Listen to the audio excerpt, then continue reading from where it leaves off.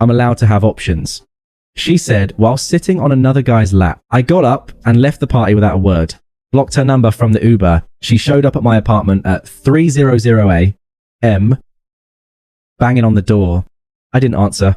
She sat outside crying until sunrise. Hey viewers, before we move on to the video, please make sure to subscribe to the channel and hit the like button if you want to see more stories like this. Thanks. Emily and I met 2 years back at a mutual friend's barbecue. She was this vibrant, outgoing type, always the center of attention with her laugh that could light up a room. Me. I'm more the reliable guy in the background, making sure everyone's got a drink and the grill doesn't burn down. We clicked right away. She was going through a rough patch, fresh out of a bad breakup. And I was there for her, listened to her vent about her ex, helped her move into a new place when she couldn't afford movers. I even covered her rent for a couple months when she lost her job at that boutique downtown. She said she was a free spirit, chasing gigs as a social media coordinator, but really it was a lot of scrolling Instagram and dreaming big. While I handled the practical stuff, I was loyal to a fault, committed. I'd cancel plans with my buddies if she needed me, drive across town at midnight if she had a bad day. Flashback to last winter. She got hit with the flu bad. I took time off work, brought her soup, Ms. Binge watched her favorite shows. Even though I hated them, she teased me about being too nice. But I thought that's what love was. Showing up. We talked about the future, moving in together fully. We were semi-cohabiting at my apartment, maybe a trip to the coast. I wasn't pushing for marriage or anything, but I saw us building something real. She'd say things like, "You're my rock, Alex." And I believed it, but looking back, there were cracks. She'd go on these girls' nights that stretched into the wee hours, coming home, smelling like smoke and excuses. I'd ask casually, and she'd snap, "I need space. Alex, you're smothering me." Emotional abandonment. I guess you'd call it. She'd compare me to other guys subtly. Jake from work is so adventurous. Always planning spontaneous trips. Jake? Yeah. He was her co-worker at some startup. The kind of guy who posts gym selfies and talks about crypto like it's his religion. I didn't think much of it at first. Jealousy isn't my style, but it built up this feeling like I was her safety net while she window shopped for excitement. Fast forward to the party. It was at our friend Mike's house. A casual thing.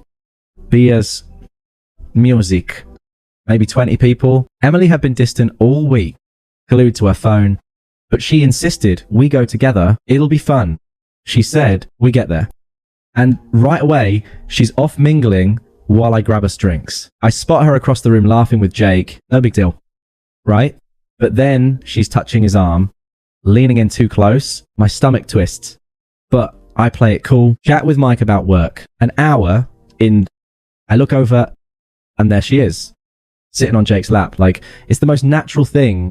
He's got his hand on her thigh and they're whispering, people are noticing, shooting me glances. I feel my face heat up, but I don't storm over. Instead, I walk up quietly, set her drink down on the table next to them. She looks up, smirks a little like she's been waiting for this. Emily, what's going on? I ask, keeping my voice even. No yelling. No scene. She rolls her eyes, doesn't even get off his lap. Oh, come on, Alex, don't be dramatic. I'm allowed to have options. You're always so predictable. Jake here gets it. He lives in the moment. Jake chuckles. Doesn't even acknowledge me. Yeah.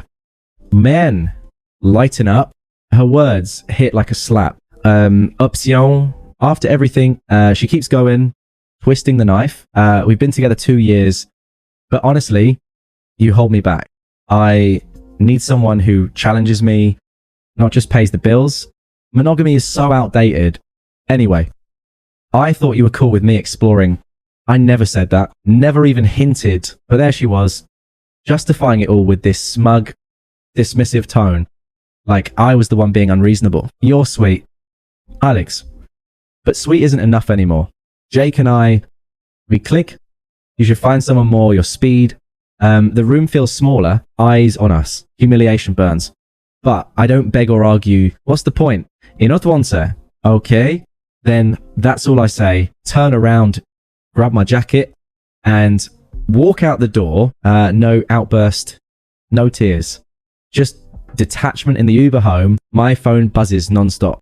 Text from her. Wait, are you seriously leaving? Grow up. Alex. Then? This is why no one takes you seriously. You run away? Twisted logic. Flipping it on me. I stare at the screen. Heart pounding. Then block her number. Simple as that. The city lights blur by, and I let the silence sink in. Why me? What did I do to deserve this? Flashback hits. The time I surprised her with tickets to that concert she wanted, only for her to bail last minute for a work thing with Jake. Sacrifices I made, thinking it built us stronger. Now it all felt like a joke on me. I get back to my apartment, pour a drink, sit on the couch in the dark. Confusion swells. Did I miss the signs? Was I too blind? But under it, a quiet resolve starts forming. No more. That's when the banging starts. Around 3:00 a.m. Pounding on the door. Alex, open up. We need to talk. Her voice slurred a bit. Probably kept partying after I left. I freeze, phone in hand, but I don't move. She bangs harder. Come on, I didn't mean it like that. Jake was just fun. You're overreacting. I hear her slide down the door, sobbing. Please. Alex, I'm sorry. Let me in? The cries echo in the hallway. Raw and desperate. Part of me, the old me, wants to open it, comfort her, like always, but I think of her on his lap. Her words slicing me open in front of everyone. No. I turn off the light, go to bed, let her sit with it. By sunrise, the noise stops. I peek through the peephole. She's gone. Left a crumpled note. Call me. We can fix this. I crumple it to toss it in the trash. That morning, I change the locks just in case. Pack up her stuff that's scattered around. Clothes. Makeup. That necklace I gave her. And box it in the closet. No rush to return it. I call in sick to work. Spend the day alone. Not wallowing. Exactly. More like processing. The unfairness gnaws. I gave everything, and she treated me like a backup. But yelling wouldn't change it. Begging? Hell no. Detaching was my only move. Over the next few days, the silence is deafening. Mutual friends text. Awkward. Heard about the party. You okay? I keep it brief. Yeah. Moving on. No bad-mouthing her. That's not me. Inside, though, the confusion lingers. Nights are rough. I replay the scene. Question. If I was too predictable, but slowly it shifts. I hit the gym, reconnect with buddies I'd neglected, sign up for that online course. I put off small steps, but they build Emily. She's a ghost now, blocked everywhere. And damn, it feels like breathing fresh air. Update. It's been about a month since that night. And honestly, I thought blocking her would be the end of it. Boy, was I wrong. But first, let me fill you in on what happened next, from what I've pieced together through mutual friends. Anyway, I didn't go digging. People just started reaching out, probably because the party fallout spread like wildfire in our circle. Turns out Emily's options weren't as golden as she thought. She jumped straight into things with Jake after I left, moved some stuff into his place within a week, posting vague stories on social media about new beginnings and living free. Our friends saw the red flags right away. Jake's the type who's all charm at parties, but a mess behind closed doors. Unstable job history. Always bouncing between gigs.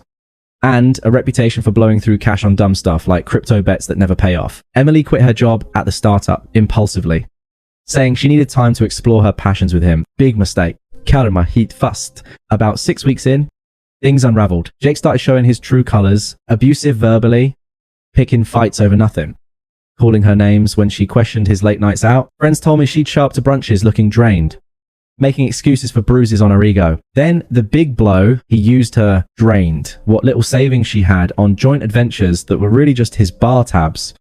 Then cheated on her with some girl from his gym. Dumped her cold, kicked her out with no notice. She ended up crashing on a friend's couch. Broke and isolated. Her reputation took a nosedive. To the party incident, everyone talked. Mutual friends who defended her at first, saying she's just finding herself, switched sides when the truth came out. Text from Mike. Dude, she's spiraling. Jake exposed her as the manipulator in their breakup posts online. She lost a couple of gigs because clients heard about the drama and didn't want the headache. Isolated.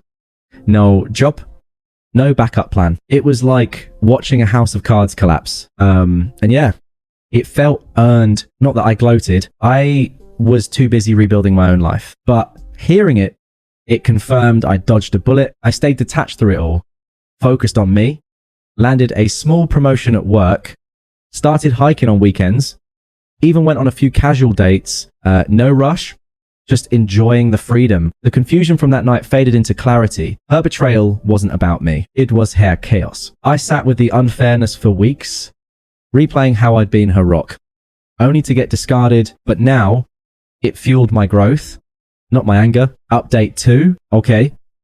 Reddit. This is where it gets intense. The reconciliation attempt started slow, but ramped up like a bad thriller. First, about 2 months postpart, my phone lights up from an unknown number. Text. Alex. It's Emily. We need to talk. I messed up big time. Can we meet? I didn't respond. Blocked it. Then another number a day later. Please, just hear me out. Jake was a mistake. You're the only one who ever really cared. I ignored that too, but she escalated. Calls started. Voicemails piling up. Alex. Pick up. I know you're there. I was stupid. Okay. Options. That was dumb. I need you back in my life. Her voice cracked. Desperate. Like she expected me to cave. Like before, still nothing from me. Then her friends got involved. One messaged, hey, Emily's really hurting. You should talk to her. She regrets everything. Toxic, right? Pushing like it was my job to fix her mess. Her family jumped in next. Her mum called from a number I recognized. Must have gotten it from old contacts. Alex, honey, Emily's in a bad place. You broke her heart walking out like that. Be the bigger person and give her another chance. The hypocrisy floored me, broke her heart. After she humiliated me publicly, I kept it short. Mrs. Thompson, we're done. Please don't call again. Blocked. Emily's attempts got more frantic. A week later, email, Alex, I'm sorry for everything. Jake abused me, left me with nothing. I realize now you were my safe place. Let's start over. I'll change.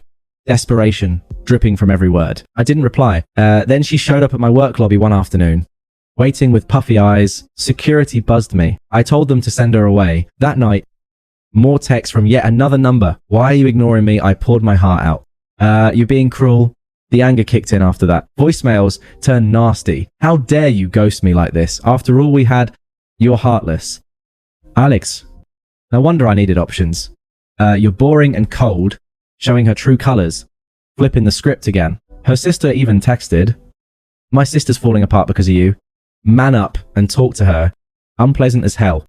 Guilting me like I owed them. I responded once the sister, Emily made her choices.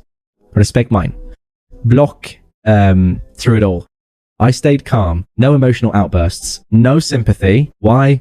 Because I'd moved on. Picked up photography as a hobby. Met new people at meetups. Even started seeing someone casually. Let's call her Sarah. Kind. Supportive. No games. Emily's outreach, just noise now. It highlighted how far I'd come. From confused and hurt to clear-headed and free. Final update. This brings us to last weekend.